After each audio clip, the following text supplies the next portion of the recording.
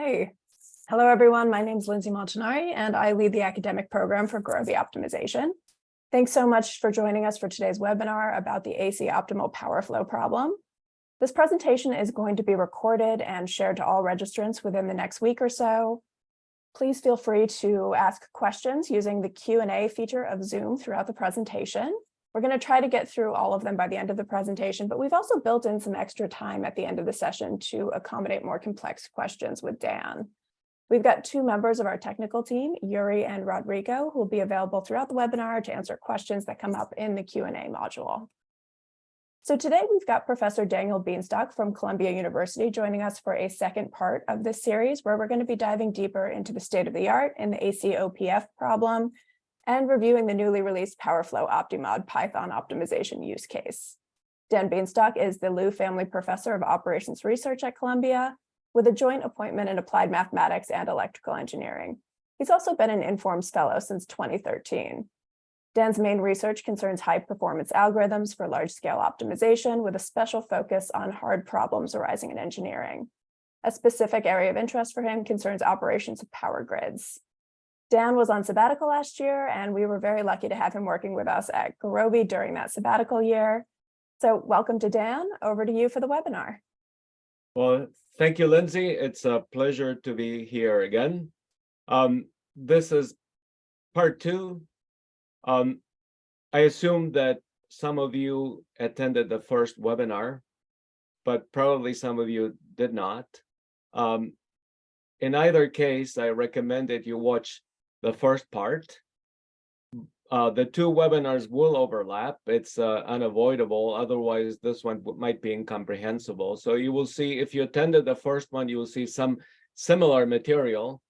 However, some of the material that I described last time, in particular about some of the engineering aspects of power and so on, will not be covered today. And there'll be material today that definitely was not there for the last session. Some of the material that was covered during the last session will be covered in more detail today. There'll be an opportunity for the audience to ask questions. And of course, I'm always available offline if you have interesting questions. I would like to begin with an important slide, which is not specific to this talk. It's something that I have stressed before, including in the first webinar, which is that in terms of optimization, practical optimization, application areas, there have been many areas that in the past, even the recent past and currently are of great interest, such as logistics and so on, and more modern topics about market analytics and related topics. And they are all relevant. They all should be covered. They belong in our academic departments. However, I would like to stress that that moving forward, applications to heavy engineering in particular are extremely compelling, and we should not shun them. We should not avoid them. We should not assume that engineers will cover them, because they will not. The optimization problems that arise there tend to be very nonlinear, extremely complex at many scales simultaneously.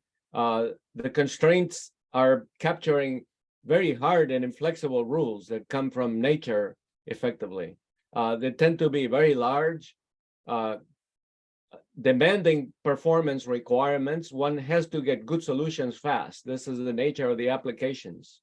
And I really hope that we, the optimizers, will claim a stake in this domain. We should not run away. In terms of an outline for this talk, we'll review basic AC and DC optimal power flow and formulations and such. This is covered in far greater detail in the first webinar. And then we'll describe in somewhat more detail relaxations for ACOPF, and in particular linear relaxations and computational experiments. Then we will discuss the ongoing Go competitions, grid optimization competitions that are run by the Department of Energy. And finally, we'll delve into the Gurobi OptiMods, in particular Gurobi OptiMods on ACOPF. And the asterisk here means that there's going to be new content as compared to part one. Very good. So let's jump right in. This is the standard alternating current optimal power flow problem. Alternating current is explained in the first webinar. All of the physical details are explained in greater detail in the first webinar, but we have what engineers would refer to as a power system, which is a network that includes power lines, generators, transformers. The term bus is used to refer to what traditional OR people might call a node. And each bus has a demand, which we would call a load in power engineering, which is demand for generation. Okay. What is the optimization problem? We have to satisfy the demands at minimum cost. In the standard practice, the cost is incurred at the generation. It's cost of generation. There's no other cost in the standard formulation. The important detail is that power flows. We don't dictate how power flows. Power flows following laws of physics. We control how power flows in a very indirect manner. And there are going to be very nonlinear, difficult relationships that ultimately describe how power does flow. We cannot bypass the laws of physics, unfortunately. Here is a little bit more abridged. We have a cost of generation. This set script G is the set of all generators. And we have a cost function, which in the academic practice, it's usually a convex quadratic function. In the actual practice, it is a piecewise linear convex quadratic. But for the purpose of this talk, I'll use the academic framework, because a lot of the data examples are like that, data examples that are publicly available. So convex quadratic. And then we have constraints. These are constraints that embody the laws of physics. Voltages, very, very briefly, voltage at a point represents the potential energy available at that point. But it's going to be represented as a complex number. And the magnitude of that voltage is very tightly constrained. And finally, that on any line, the power flow cannot be too large. It's limited in absolute value, let's put it that way. And also the generators are limited. So this is a very high level description of the optimization problem. The hard part is here, the power flow constraints. This is where the nonlinearities and non-convexities are incurred, as well as here, okay? These will be also non-convex inequalities. So here is a busy slide, but it's important to see it all together. This is the basic physics. Here we have a line, what an OR person might call an edge of the network, but it represents a power line or branch, to be more specific, between two buses K and M. There's a voltage, complex number at bus K, and there's a voltage at the other bus. And corresponding to these two voltages, there's going to be an amount of current, complex current, that is injected into that line at bus K. And also current that is injected at bus M. The relationship between current and voltage follows Ohm's law for AC power. For example, this complex current is equal to a certain matrix. These numbers, the G's and the B's, are parameters that depend on the physical nature of the line, and J is the square root of 1. So that matrix times the vector, this two-dimensional vector of complex voltages, gives us this current, and similarly, we get the current injected at M. And finally, the power that is being injected, the amount of energy per unit of time that is being injected at bus K, and similarly, power injected at bus M, is equal to the voltage at K times the complex conjugate of the current. And this is, again, complex power. One point to stress here is that the amount of power that is injected here may be different than the amount of power that arrives at M, which is to say that SKM is not necessarily minus SMK. And here's an example. This is the complex power being injected by bus K into the line, so 50 plus 20 J. And here's SMK, which is minus 49.9 minus 21.02. And so the amount of power that actually arrives at M rather than being injected, which is minus SMK, is equal to that amount, just negative. And so you can see we have lost 0.1 units of active power, the real power, and we have gained 1.02 units in reactive power. Okay, and things like this are entirely possible. They will happen. Now, here is again the formula for complex power. If we write voltages as complex quantities Vk and similarly Vm, and if we define theta Km to be the phase angle difference, and we do a lot of algebraic work, very annoying, very error prone, eventually we arrive at this formula for the amount of power injected into the line at K. And so we see these beautiful relationships in here, the voltage magnitudes and the cosines and sine of the phase angle difference. We can think of the V's, the V magnitudes and the thetas as being variables in our optimization problem. So those are the numbers we can control. Having made a choice for such numbers, then we arrive at this formula for power. And this is what I meant by controlling indirectly how power flows. But of course, this is a very complex relationship. And of course, the same bus K will appear in many lines, and the angle theta K will appear in many other relationships. So they are all mixed up in a beautiful and quite challenging manner. This matrix is called the admittance matrix for that line. And again, the numbers G and B are physical parameters for the line. What else do we have? If we have a given bus, we denote K, delta K to be the set of branches that emanate out of that bus. So we'll have current and power being injected by K into each of these branches. And so here we have a sum of all the power amounts being injected into those branches. And so that's the net amount of power that is being injected by the bus into the grid, this amount. And what is that equal to? So that's equal to the amount that we may generate at this bus. So really put into the grid minus the amount that we take out at K, which is the demand. And so here we have plus signs. This is the total amount being generated, minus signs. This is demands, amount being taken out, both for active and for reactive. And so this is yet another constraint that we would write. And for now, at a simple level, the D numbers are parameters. These are the demands that are assumed to be known. And the PGs and the QGs, well, those are variables. This is how we choose to operate the generators. And now we have a more mathematical description of the optimization problem. This is the objective function, again, convex, quadratic, or piecewise linear convex in the actual practice. And then we have the physical constraints. For every branch, we have an expression like this. Then we have the flow balance constraints. Then we have the power flow limit on any given branch. There are other ways to say this or equivalent expressions, but effectively, the amount of energy that can traverse a line is limited. These are thermal limits. Then we have a voltage limit. The voltage magnitude is upper bounded and lower bounded, and the lower bound constraint is going to end up being a non-convex constraint when we actually try to do things. And then we have generator limits, both for active and for reactive, but typically for active power. And this is the standard basic ACOPF that we would like to solve.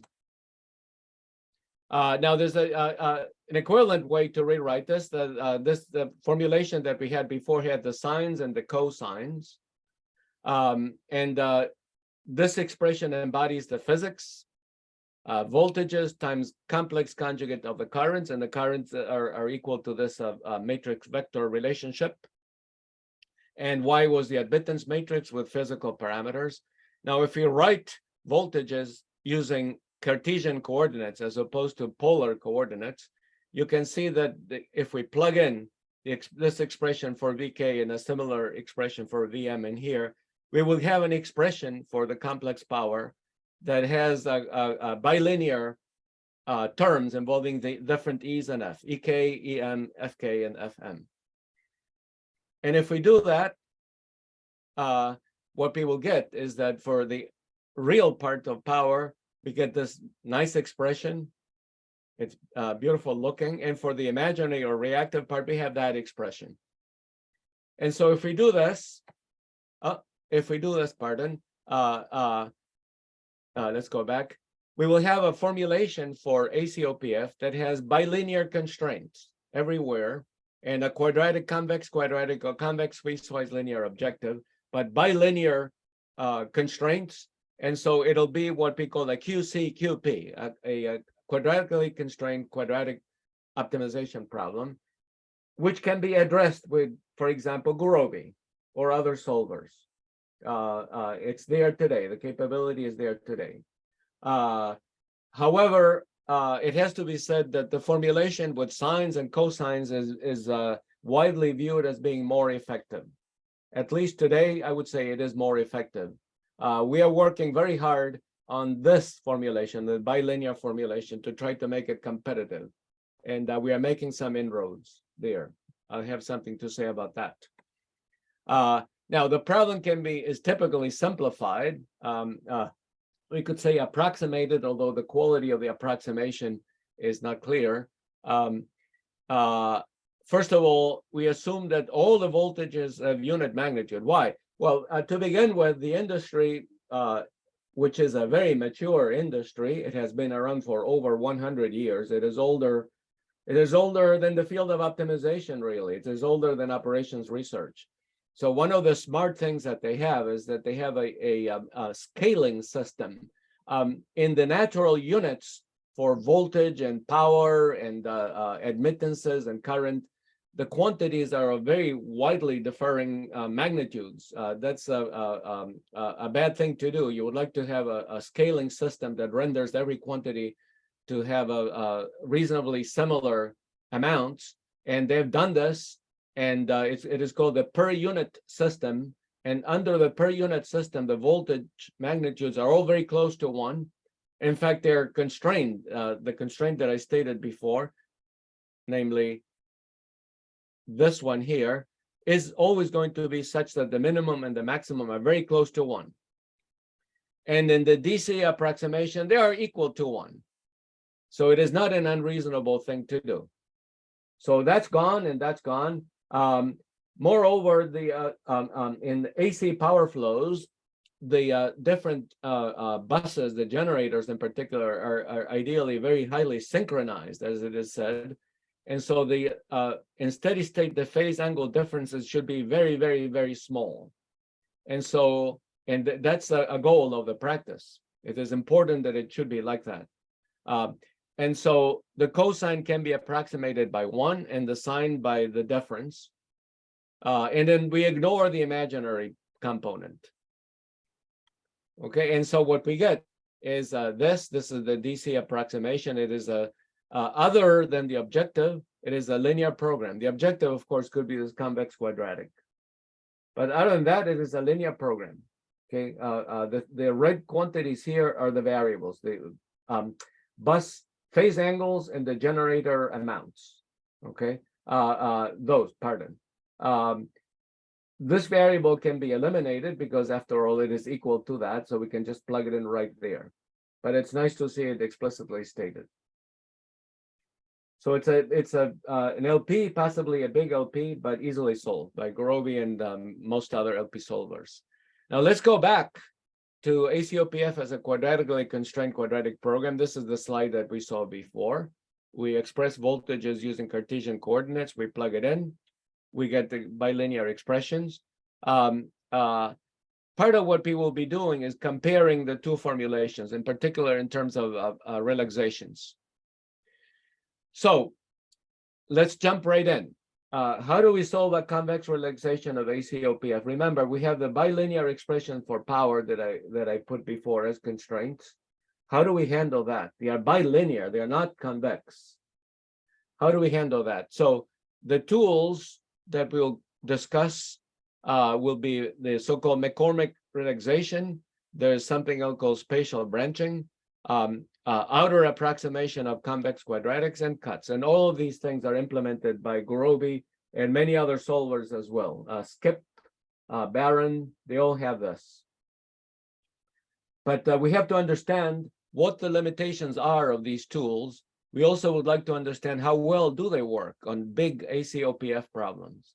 The big aspect is very important. We want to be able to address realistic problem instances. and they can get pretty big. So first of all, the McCormick relaxation. Let's say that we have a bilinear expression, a product of two variables, and both variables have bounds that are known.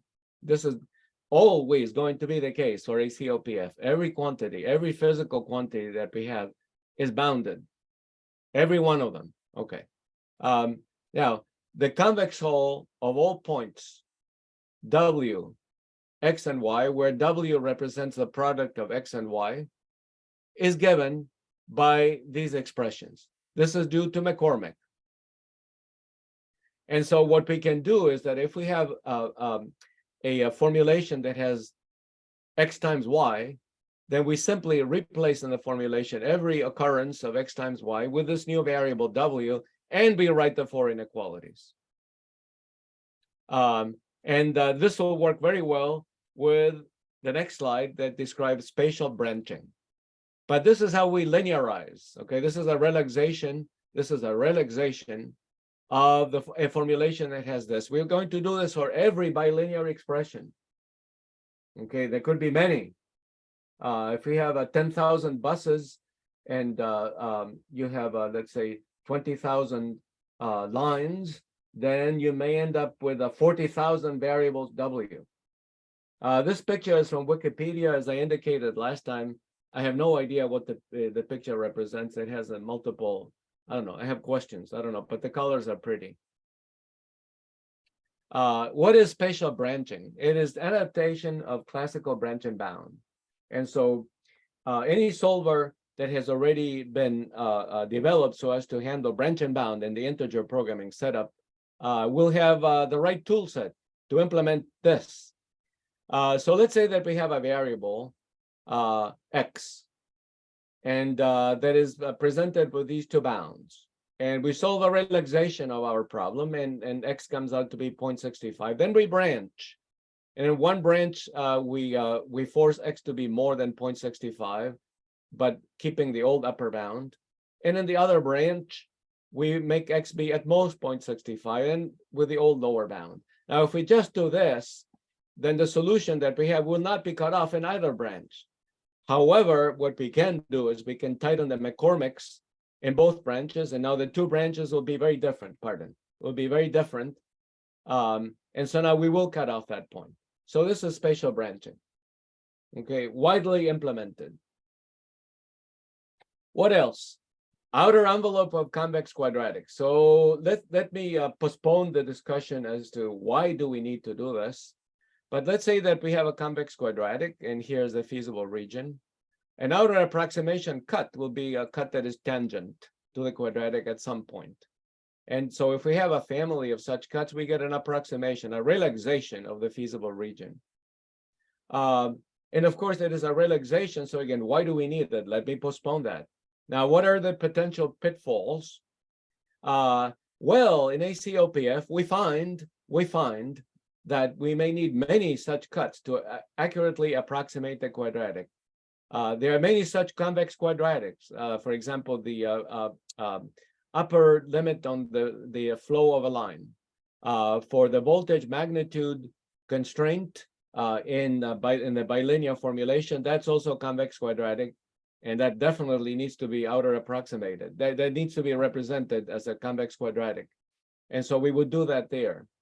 But we find in our experiments, and other people implicitly have also found, that you need many such cuts in order to accurately approximate the quadratic. You need many and to a very high degree of precision. And so you may get cuts that are nearly parallel. Moreover, there are many such convex quadratics in ACOPF, and we find that we need to capture many of them. If you don't capture even a few of them, the quality of the relaxation will suffer very visibly. What's really happening, as we will discuss, this may sound a little mysterious, is that as we approximate these convex quadratics accurately, what we are doing is we are discovering very global features of the formulation. So even though these convex quadratics concern an individual bus or individual branch of the network, because we need to do it for many of them, we are actually going to discover a very important global feature that we should.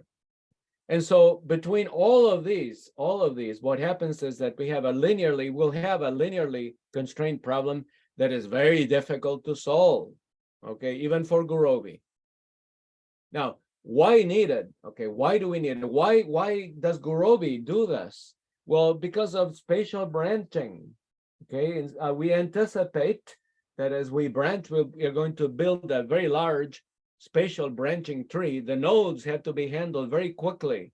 If we keep the quadratic constraints, the nodes will not be handled very quickly. They'll be handled very slowly.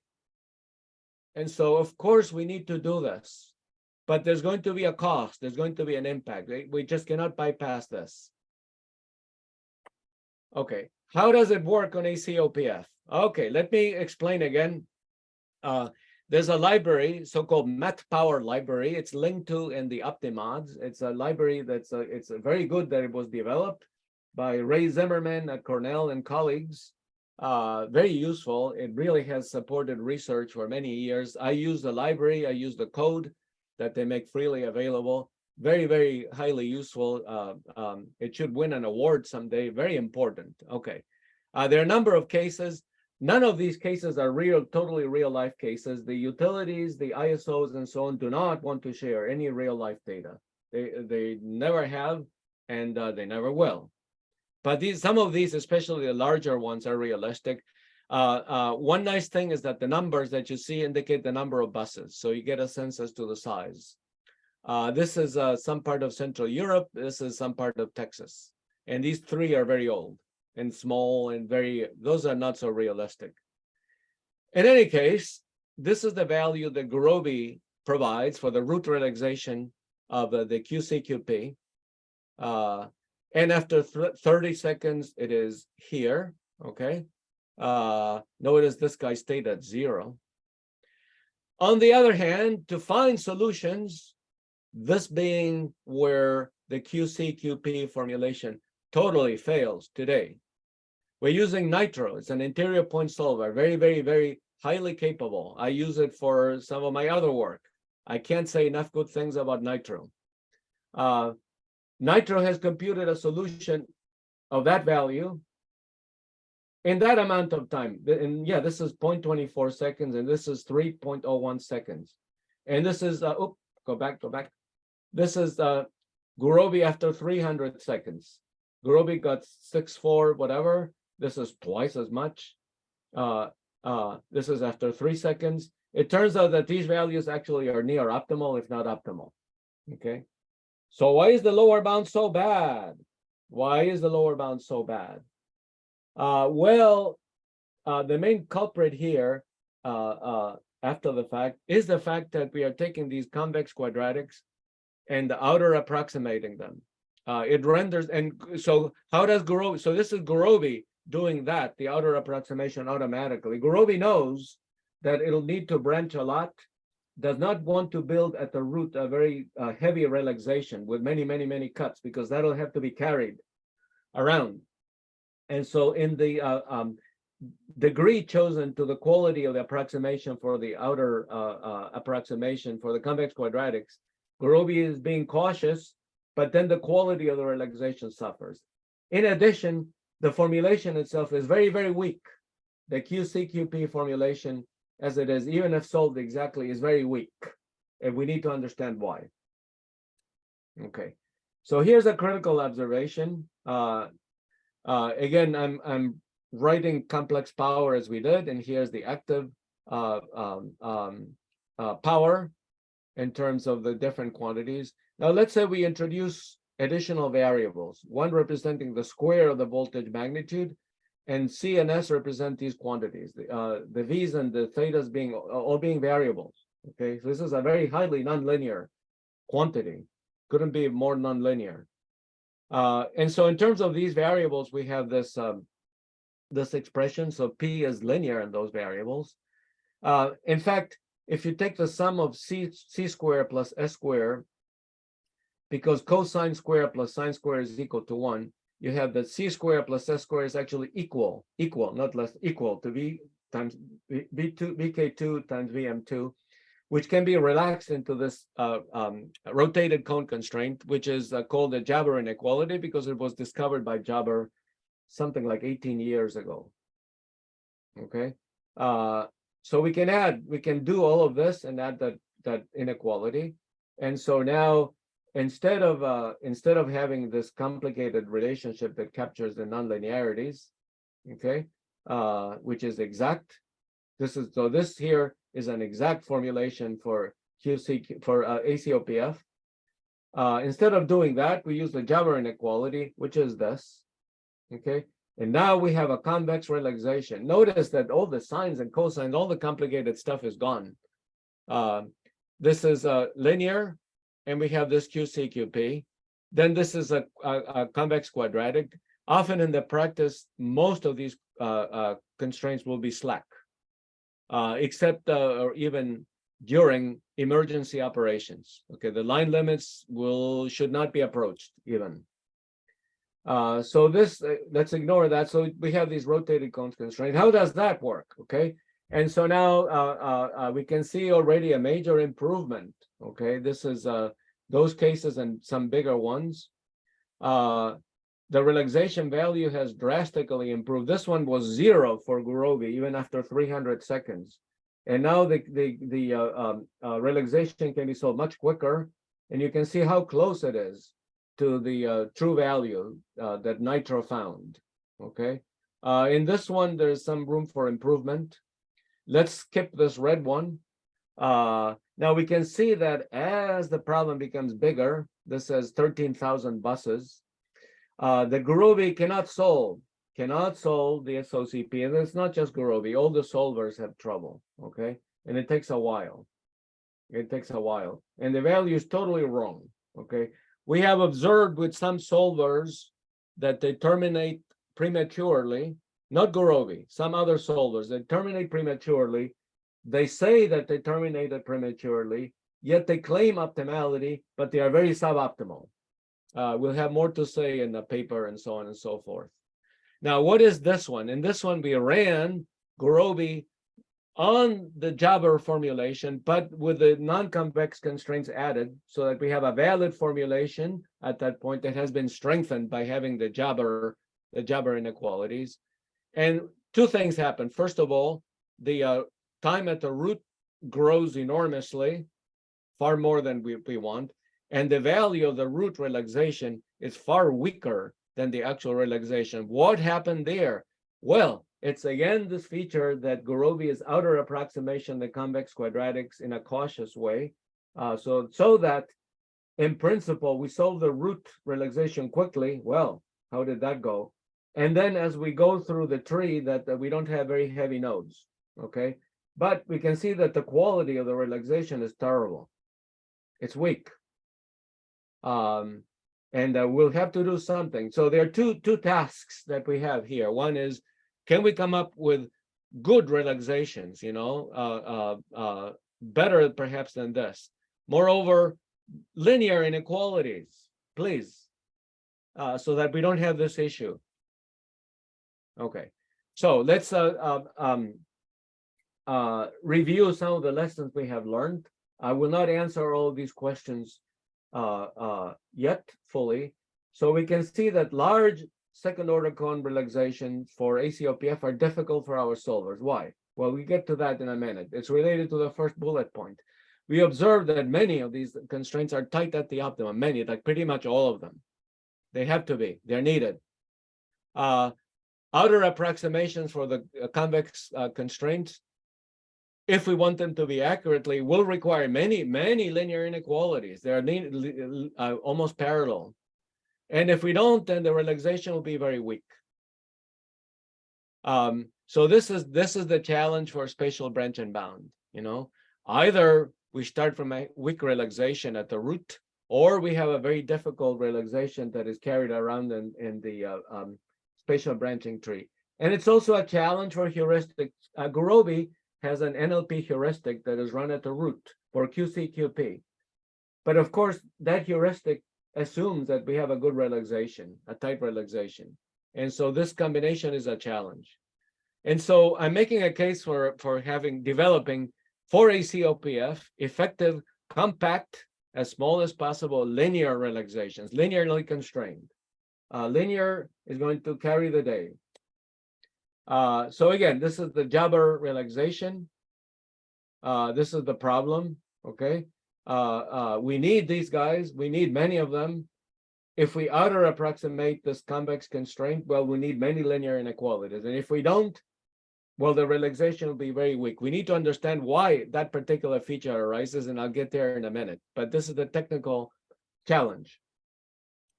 Okay, so here's an observation that a former student of mine made some time ago. Other people have observed similar things since. In terms of the underlying physics, if we have a power line and we add the power injected at one end and the power injected at the other, and real power, these are real numbers, it could be positive or negative, but the sum is going to be a so-called loss. This is the power lost, thermally lost by the network. It'll always be non-negative. And in fact, that can follow from the Jabber, from the algebra, that this quantity needs to be non-negative. But you know, the physics implies it. The nonlinear formulation implies that the linear formulation or the rotated cone inequalities do not imply this. Okay. All right. And so if we forego the rotated cone inequality and instead put that constraint, now we have something that is fully linear. Well, except for that, but we expect that those will be slack, mostly slack. And so what happens if we do that? Okay. And now in this slide, in darker colors, we have the behavior of the linear relaxation. And in lighter colors or in gray, we have the conic. Okay. We can see that the linear relaxation is almost as good. It's typically way faster. At some point, Gurobi is unable to solve the SOCP. And it's not just Gurobi. And I invite people to try other solvers and really get to the bottom as to whether the other solvers are solving things when they may claim to be. And so we can see that this linear relaxation is quite effective. Now, this active SG70K. This is the largest example that is publicly available, 70,000 buses. I forget how many lines. I assume it's something on the order of 100,000 lines or more, 150,000, but I forget. It's the biggest one. It's really big. Here, there's a gap. You know, this is not as good as we would like to see.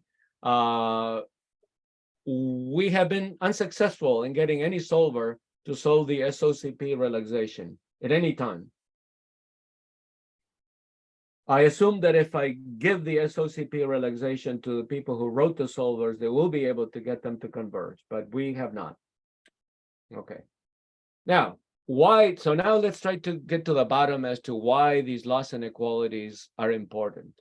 So here's the formula for power injected into line Km at K, and here's power injected into the line Km at M.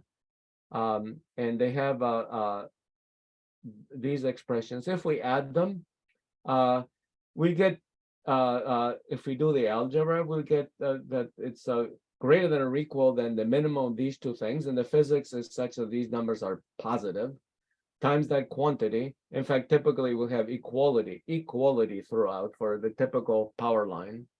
And now, in terms of mathematics, the rotated cone inequality implies as an outer approximation that this expression is non-negative. So this is the Jabber inequality. It implies through the algebra that this quantity is non-negative. And we can see that if this is non-negative, the loss is non-negative. So the Jabber inequalities imply the loss inequalities.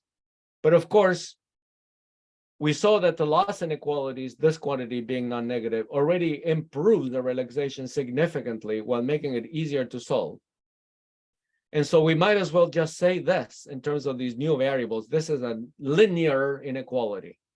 So writing this inequality, which is linear, implies the loss inequality, which is non-negative. And why is that important? Well, Now here's the global feature that I had been promising before, which is that writing this inequality at every power line implies source to destination flow paths, which I will explain in a minute. And in particular, that every load of demand is accounted for by a corresponding unit of generation, which is not the case if we don't guarantee this. If we have a negative loss at some line in a relaxation, then it is not going to be the case that every unit of load is accounted for by a unit of generation. We'll have less generation than there is demand. And let's recall that the entirety of the cost for the problem is paid at the generators. Okay, so here is a traditional flow decomposition. Let's say here's our baby network. The red nodes are the generators, the blue nodes are the loads. The total generation here is 160. The total demand is 155. We are generating more than the demand. Why are we generating more? 5 units more. Why? Well, there's a loss of 5 units. Here we have power flows. The black quantities are power flows. If you check the algebra, you'll see that we have flow conservation here, including the loss. So here we have 7 units of power being injected, 5 leave, as loss, and 2 arrive, okay? Of course, we'll have this in a typical power system. We'll have this at every line and in smaller quantities. This is just for the purpose of explaining what's happening. We'll have a loss at every line, pretty much, in minute amounts, okay? But they will add as a percentage.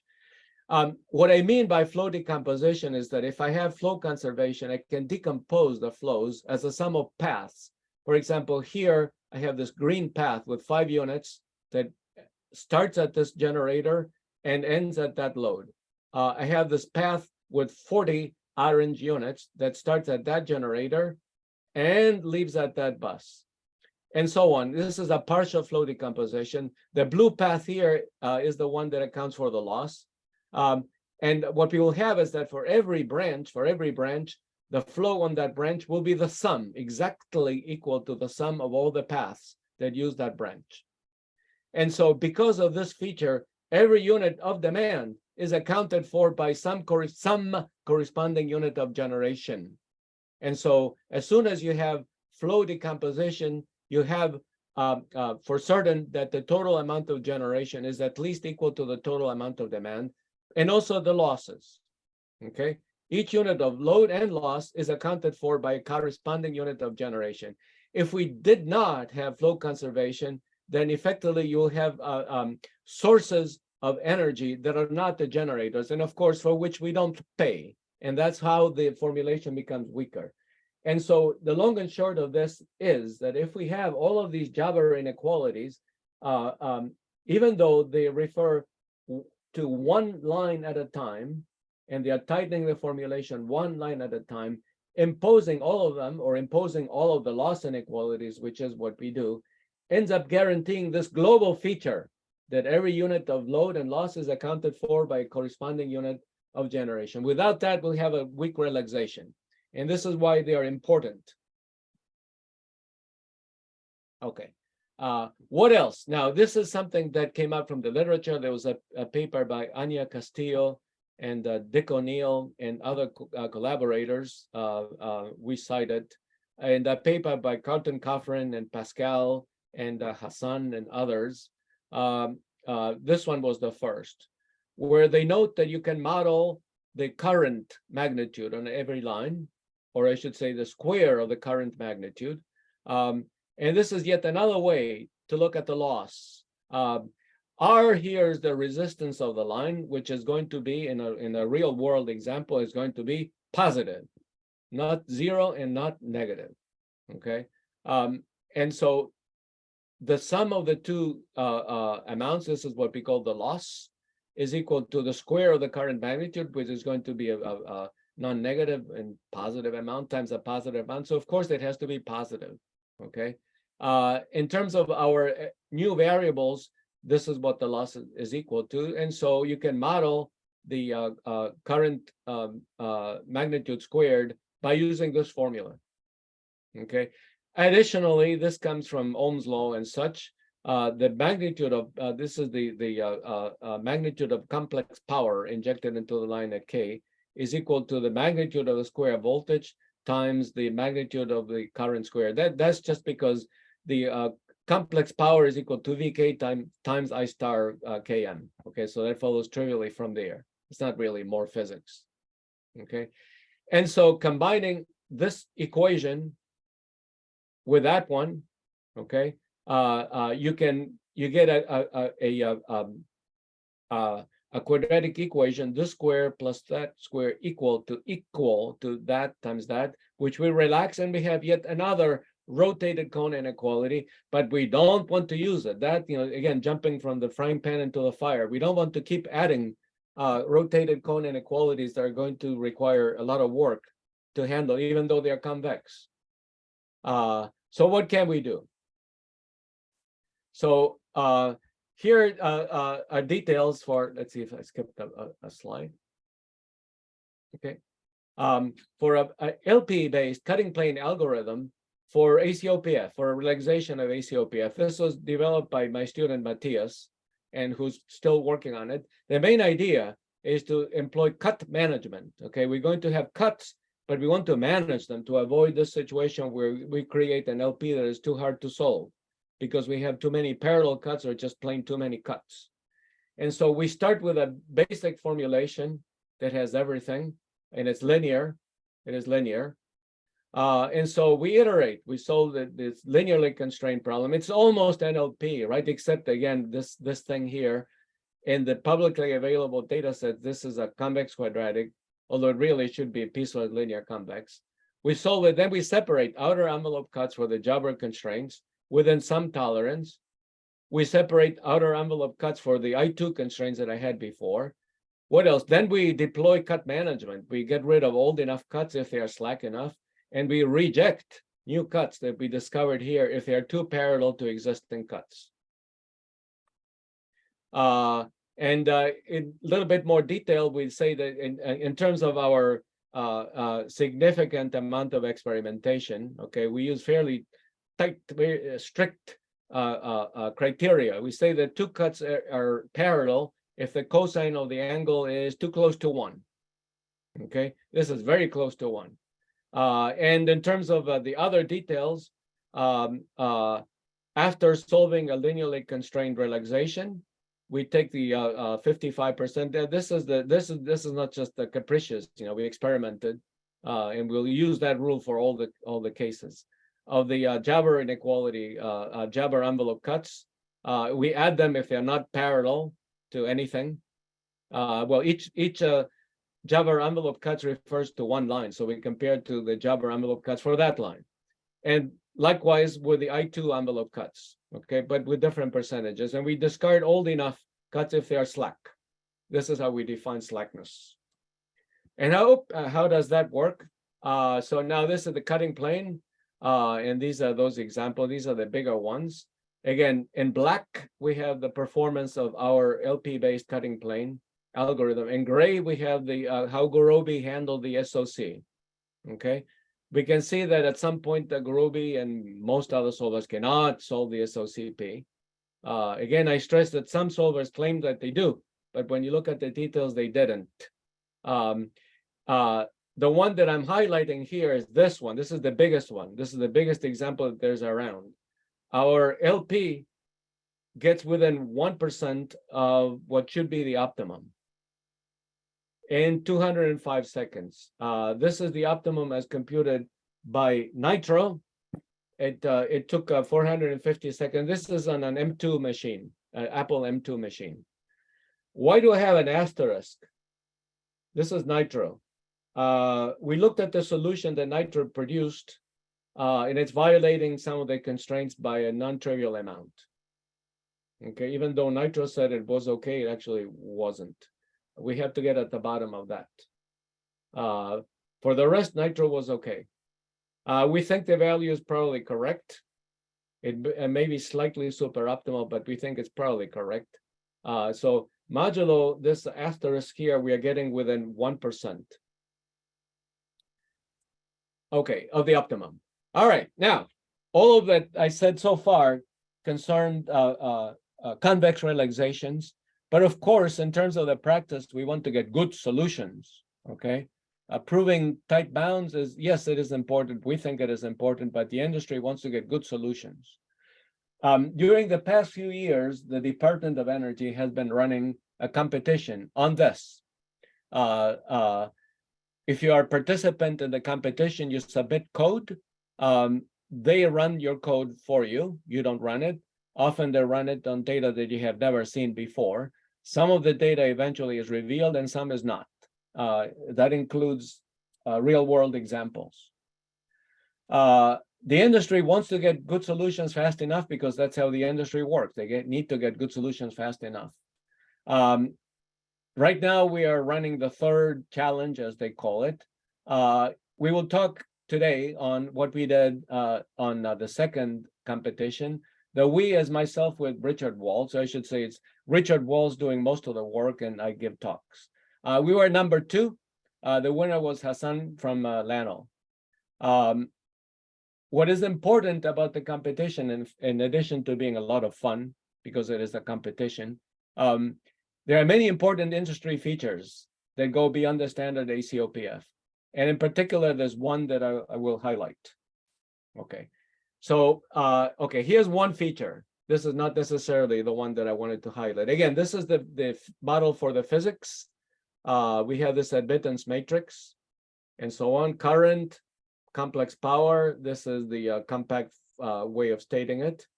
And the G and the B numbers, these are physical line parameters. Very good. However, no, these admittance matrices are configurable. They're controllable, okay? And they have been, some features have been controllable for some time. The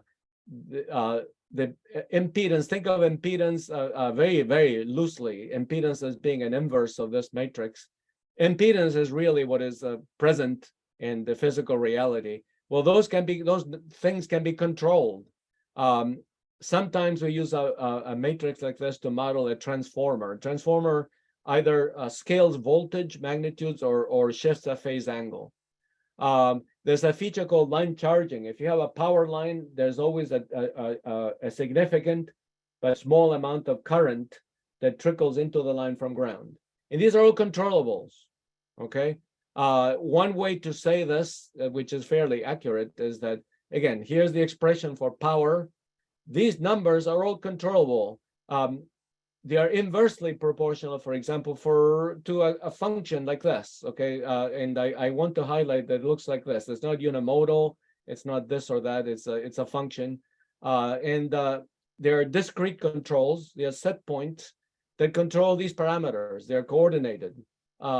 That's the real optimization problem. I mean, if you think that ACOPF was difficult, ACOPF plus this is quite challenging. Okay. What else? The problems are security constrained, as the industry would say.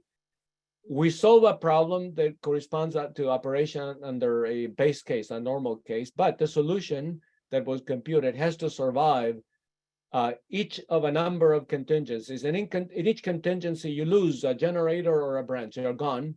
And the solution you computed for the base case has to be such that it can be adjusted within some significant constraints so as to recover feasibility. And each infeasibility that you incur, well, you pay a certain penalty. And so the total score for your solution is the value of the base case solution plus an average penalty. And there are thousands of contingencies. Okay, this is representing an industry standard. You know, this is how things should be done. What else? Penalize slack. Okay, this is very important. Okay, this is one of the really important features that is missing from the traditional ACOPF studied in academic circles. We have nonlinear equations, in particular in ACOPF. The flow balance constraints at every node is a sum of nonlinear expressions. Solvers aren't likely to give you exact solutions. After all, the actual solution might be irrational. They are sines and cosines. You'll have a small error. And as a mathematician or numerical analyst, one would say, well, who cares? You know, it's in the 7th digit. Well, no, because we are dealing with big power systems representing millions of people. Even a very small error means that somebody is not getting enough power. or too much. And well, that cannot be. Moreover, when the problem is solved in the real world, you don't know the demands exactly. How would you? How could you know the demands right now exactly? And even if you did, in a few seconds they would change, and yet the solution that was computed has to be deployed and held for some minutes, 5 minutes. So how does the grid even work? How can we handle this? We don't have constant blackouts or excesses in energy. Well, because this has been a feature of power grid operation for many decades, there's a very elaborate setup involving so-called reserves and real-time balancing. Think of this as generators that are deployed for the purpose of providing balancing in real time. Any power mismatch, any excess of energy over demand or the other way around is going to be sensed. The total difference is going to be sensed through the physics instantly, or at least estimated to a high degree of accuracy. And when that happens, the balancing one way or the other, balancing frequency regulation reserves, it will kick in right away and correct the grid. It'll move it in the right direction. Okay, so this is how the grid operates. Now, how can we inform an ACOPF solution? It doesn't really make sense to demand exact feasibility for nonlinear equations, for those nonlinear equations, given that this is their reality. And in the grid competition, you allow small errors, small, and even if allowed, they're penalized. Okay, I think this makes a lot of sense. What else? And this is the single most important feature. When we solve ACOPF in the practice, it's never the case that's being solved from scratch. Rather, the system, the power grid, is operating right now, and now you're solving with assuming a change in the demands, for example, a small change, but there's an existing solution, there's a prior solution that is going to be reasonably accurate. It's going to be infeasible for the new demands, but reasonably close to being feasible. And so we should be able to adjust for that. We should be able to accommodate that or make use of that, okay? We are migrating from the prior solution. Can we take this into account? So I'll describe what Richard and I did. Okay, now, how do we find solutions? So I've talked about Nitro. Nitro is an interior point method. IPOpt is a close relative. It's not the same. There are a few others. Today, this is the tool to solve, to use, to run ACOPF. There's nothing else. No competition, nothing. They're incredibly effective for ACOPF and very flexible. Of course, these are so-called local solvers. They don't guarantee anything at all. You run them, that's it. Hopefully, they give you a feasible solution. Near optimal, you don't know. Approximately, you have no idea. However, it has to be said, they work very well. And so, what did Richard and I do? Our basic approach is the following. The problems that were being given to us in the Go competition, together with the runtime limits, were very demanding. Nitro out of the box could not handle them with all the features that I described before. Okay. And so the goal that we set for ourselves was to use this prior solution, which was provided, and look for a transition from that to a good solution. The integer variables that were present were handled through rounding. And we used a lot of work, I should say, Richard used a lot of clever approaches to attain numerical stability. In terms of, in particular, in terms of using the prior solution, this is what we did. For the base case problem, we would look at the buses where the demand changes are large enough. And then we said, let's hold the prior solution constant everywhere else. That is to say, everywhere else except near these buses S. And then run our rounding heuristic and the gradual algorithm restricted to that problem, which is going to be now much smaller. So here's an example. This is one of the problem instances from the Go competition. This is that case. They have roughly 100,000 variables. There are 6,000 buses, but only about 200 buses are such that the prior solution is bad. It's infeasible. And here they are rendered in red. They look like many, but it's only 200 out of 6,000. And here's how we did. We get a solution that is pretty much optimal fairly quickly. We use the same criterion for handling contingencies. This is that same example. And here we have a contingency where this line is cut. The red buses are the set that we describe as being electrically close to that line. And so we hold the base case solution constant everywhere except in the red buses, in particular for the integer variables. And now we have a much smaller problem, okay? And it's reasonable to expect that this should be the case because these are real life or realistic problems, at least, which are very flexible. The contingencies that we care about are for lines that are important lines. We don't care about a line that is way out there. A line is important, for example, if it's near big generators because it's going to carry a lot of energy. Well, if it's near big generators, there's going to be a lot of local flexibility to adjust for the loss of that line. That's the basic methodology, and it worked.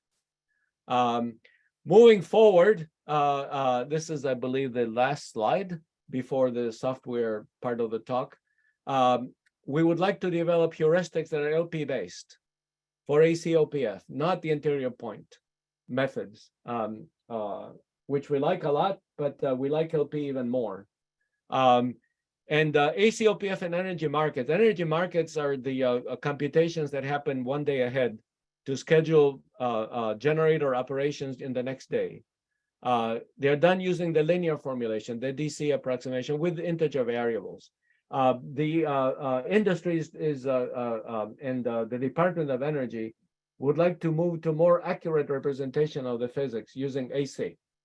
And the current Go competition, in fact, is trying to do that.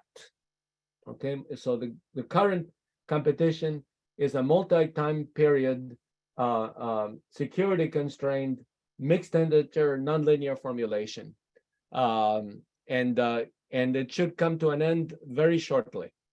I hope we'll do well, although the competition really is heavy. Okay.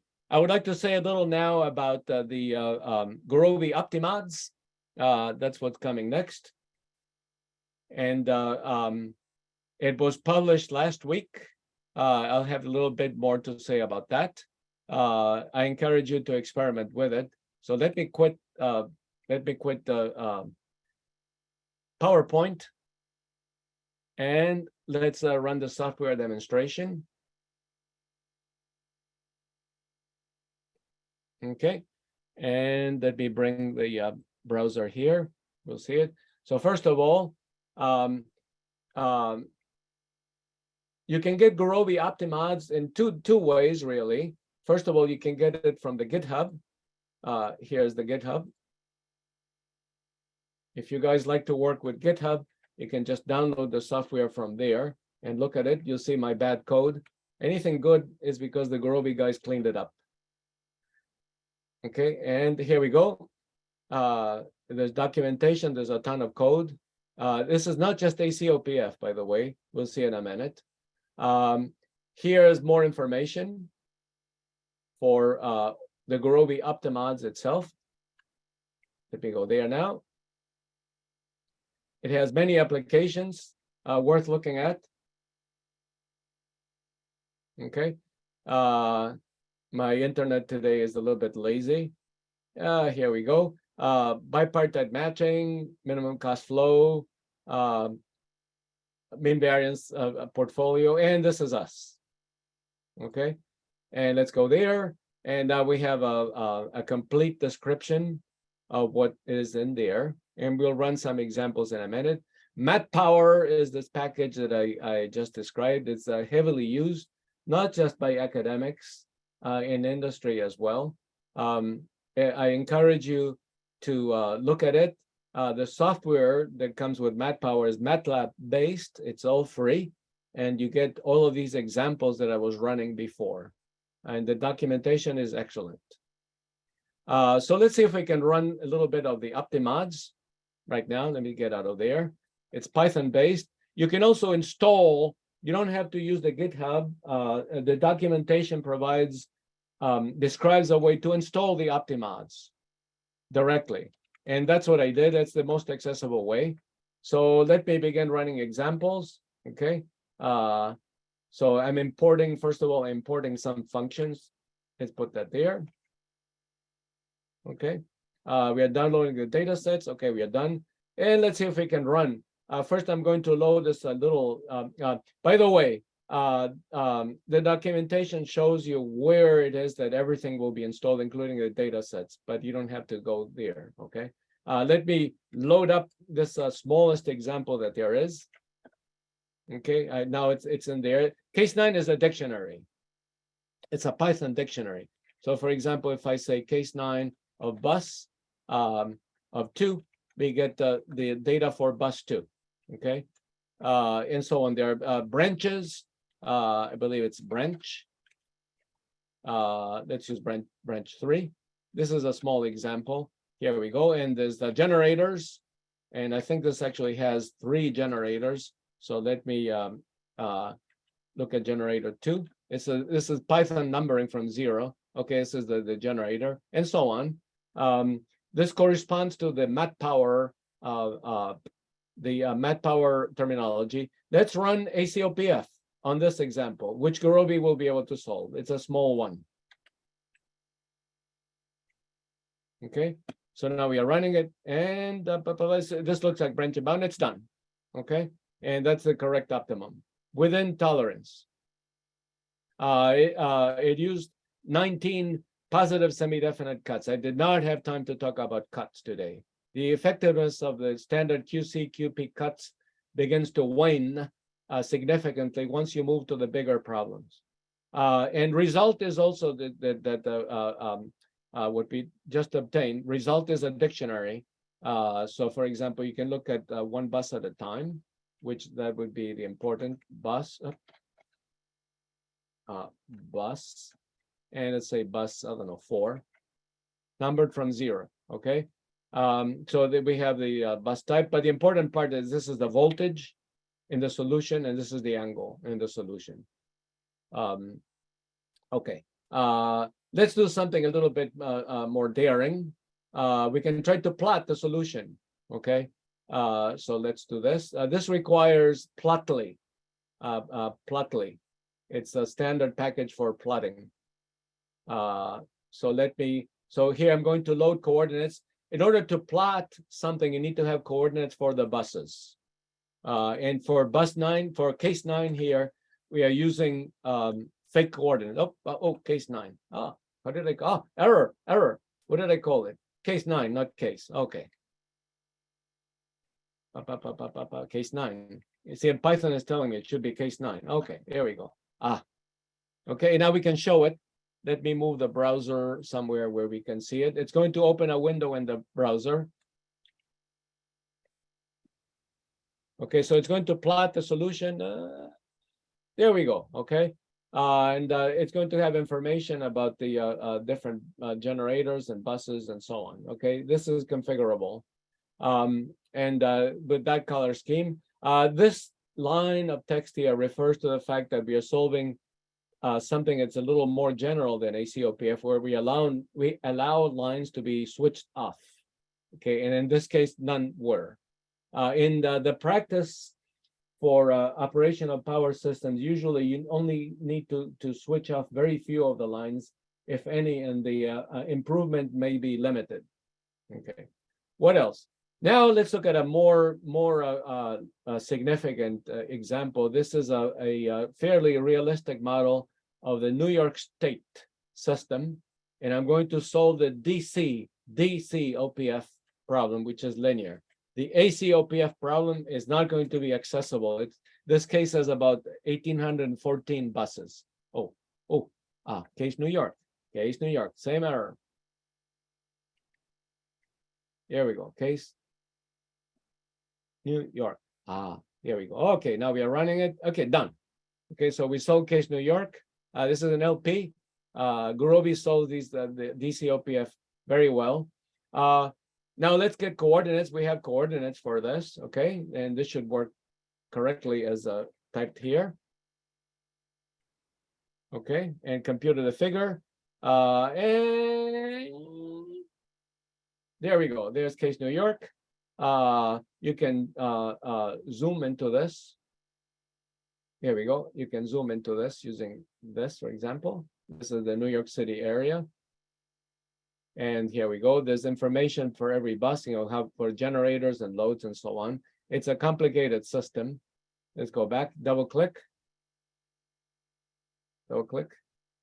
It's too slow. Let's kill this. If you double click, it should go back to the prior figure. But for some reason, my internet is very slow today. Okay. Let us now solve the same case New York. Again, let me load it. But now I'm going to allow line switching. Okay. Let's see how that goes. It's going to be a big MIP, linear big, but big MIP now. So it's running. We should see the usual MIP. MIP start solution is that you don't switch off any lines. Okay. This will take about 30 seconds or so. And now we see the usual branch and bound running. Okay. Now I'm doing this for the audience in case you don't know it. Zoom uses a lot of CPU power. It uses roughly 1.5 cores. And so my machine, which is not, it's a Mac Air laptop, is being hobbled because of that. I've lost. It has 4 cores. I've lost 1.5 because of Zoom. Zoom also uses a lot of battery power, in case you guys never watch it. So in about 1 minute, I should say, it should find a new solution. I want to wait until it gets there. Let's give it, if it doesn't, I'll stop it anyway. So Gurobi keeps track of solutions, right, as it finds them. So even if we stop it now, it will not have solved the problem to optimality, although it's within 1.47. Okay, here we go. Let's stop it. Stop. Okay. Now let's plot the solution. As I said before, I have the coordinates. I want to load them up again. Okay. Okay, and then now we should get it. It's extra slow because of Zoom. Here we go. So that branch was shut off, and that branch was shut off. In total, 8.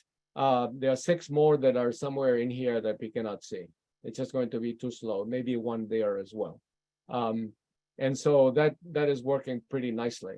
Lastly, let's see. Lastly, the last feature that we can highlight is something that is important in the industry. Which is that if you have an ACOPF problem, some engineer can imagine a partial solution in terms of the voltages. Okay, so this is not fully a solution, but the voltages go most of the way in terms of how the system is behaving. And the solution may be infeasible. You imagine that this is a good solution or it's a solution, but it could be infeasible. So we would like to render it. So here I'm doing it for case 9. Let me copy all of this. What the solution will do, coordinates 9, where's coordinates 9? Coordinates 9, there we go, I have to do this. Let me do it again. You'll see. So as you can see, this is very forgiving. Even when somebody like me makes tons of mistakes, it still keeps going. Okay, here we go.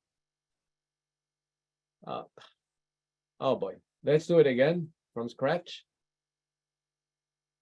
Oh, I see what we did. Okay. Case 9. Let's see if this works. Okay. Fig.show and result. Is it the right result that I computed?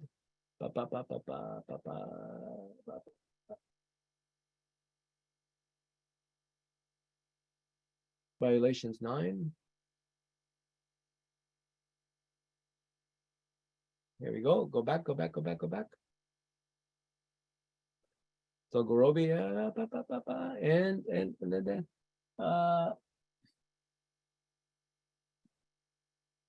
I apologize.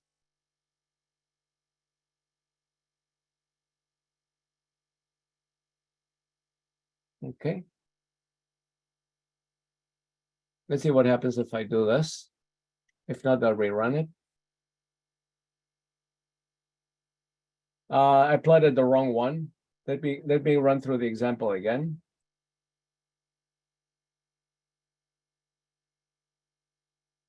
Yeah, that's what I wanted to do. I want to plot the violations. There we go. Okay, and so I took this imaginary voltage solution, and now I'm plotting the violations. There's a voltage magnitude violations, and we're going to be told where it is. And we're going to have branch power flow violations, and we're going to be told where it is and rendered. Of course, we need to have the coordinates, and we need to have realistic voltages, but this is how that feature works. And I think with that, I will wrap up the talk. Let me go back to the PowerPoint. There's one more thing to show.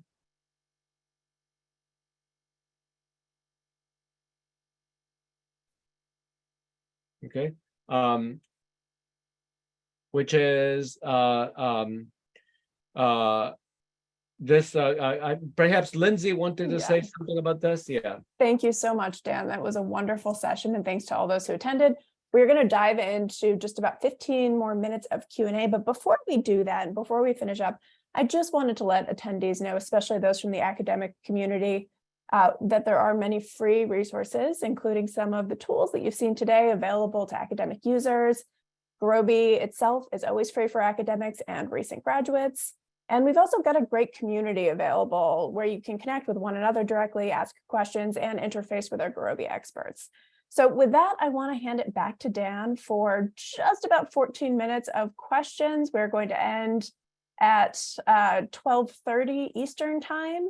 So I know Rodrigo and Yuri have been hard at work answering questions for the first hour of the session, but we've collected a few of the more complex questions. And over to you, Rodrigo. Thank you, Lindsay, and thank you, Dan, for a great presentation.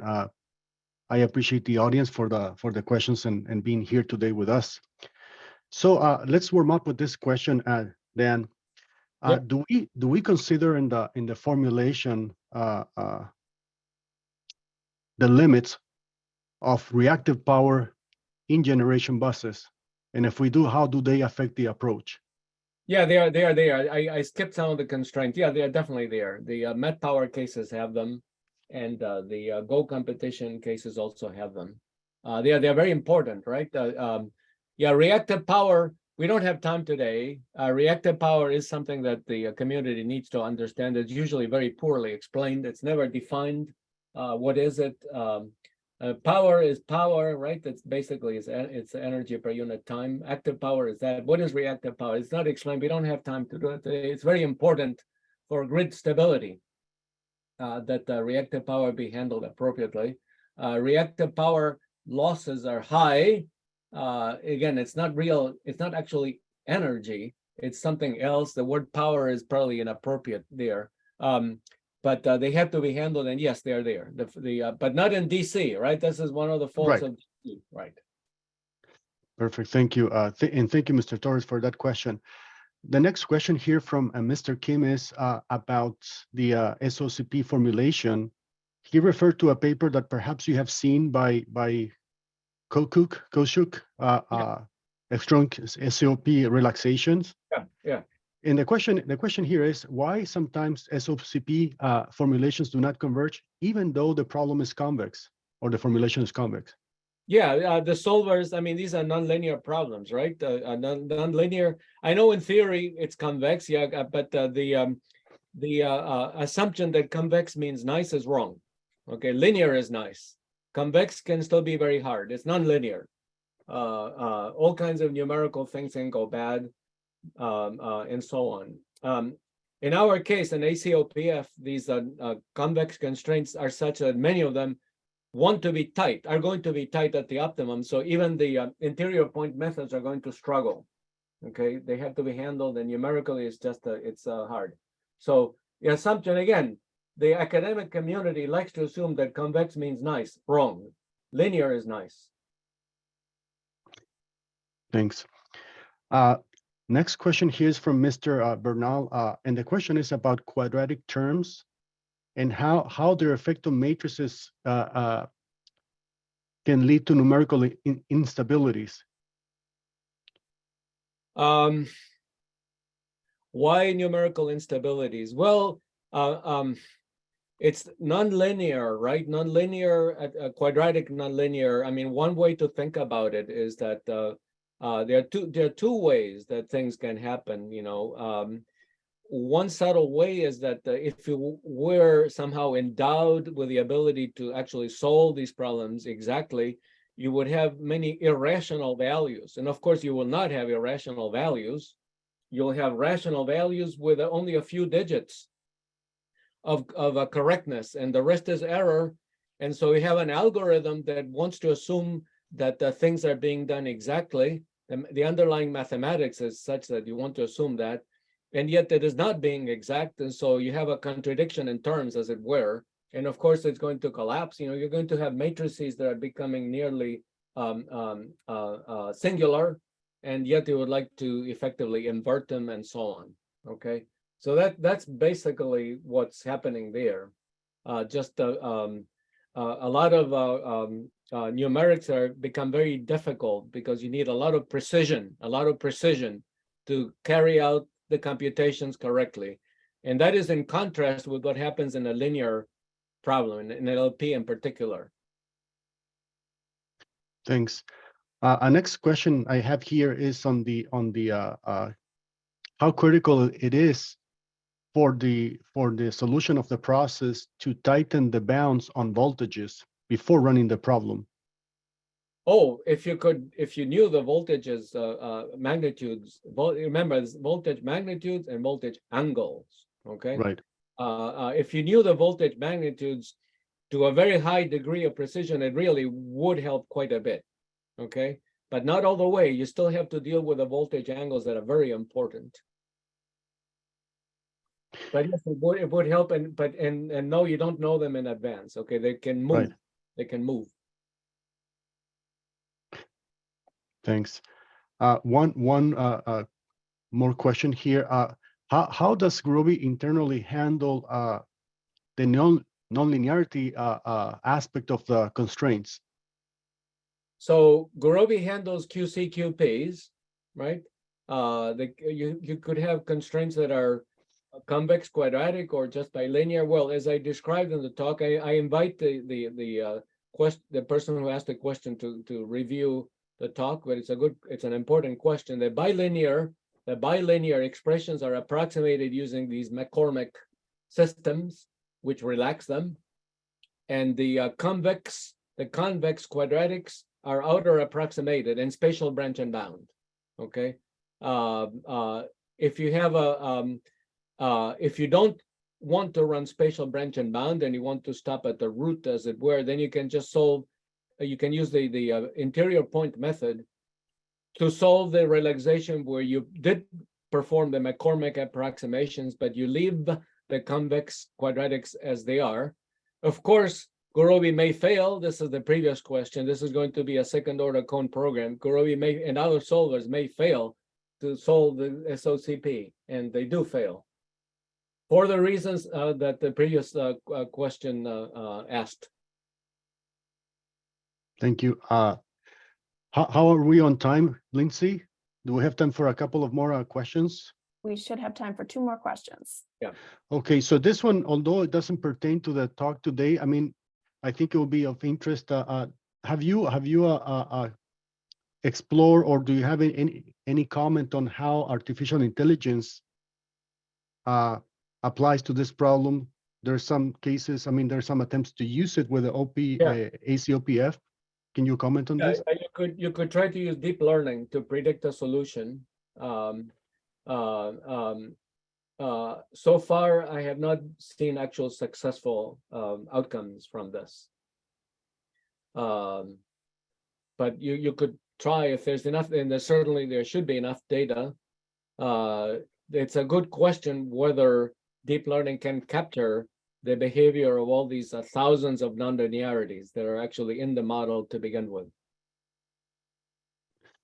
Okay, one final question here. We haven't talked about this one from Mr. Giraldo. We haven't talked about the uncertainties. A good point. Yeah. So any comments on OptiMods and maybe plans or the considering stochastic optimization or robust optimization? So I mean, if the question concerns the Gurobi OptiMods, I cannot answer that question, whether that is. But in terms of the energy markets, as they are, absolutely, it should be there. Okay, and my other research, together with my colleagues, Yuri Dvorkin at NYU, in particular, we believe that the energy markets should be adjusted to account for uncertainty and the volatility, in particular, volatility of real-time conditions. There are a number of implications in terms of the financing of the power system. The energy markets are operated superficially. They are operated in order to come up with a schedule for the next day of operations. But in addition, or primarily, depending on a viewpoint, there's a financial function, which is that this is how payments are made in the day ahead. Today, such schemes are not aware of volatility in real time, and so they're falling short of actually capturing the full cost, which is in the end borne by the public. And accounting for volatility would improve, in our opinion, would improve the markets, and our work is directed in that direction. Yuri and my work is directed in that direction in particular, okay? How to modify the energy markets in order to capture the volatility and render solutions where the public in the end has to pay less. But absolutely, that should be done. Perfect. Thank you, Dan. Thank you all for the great questions. Back to you, Lindsay. Wonderful. Thanks so much, Dan, for that great session. We really appreciated it. And thank you for spending the last 90 minutes with us, to all attendees. Please take a minute to complete the survey, which will pop up directly following this webinar. It helps us refine this content series in the future, and keep an eye out for more academic tailored content coming up. On August 31st, we've got Gurobi Day's digital academic training, and you should see an email about that today, and social posts starting as well. And we hope to see you at the next event. Thanks all, and thank you again, Dan. Bye-bye.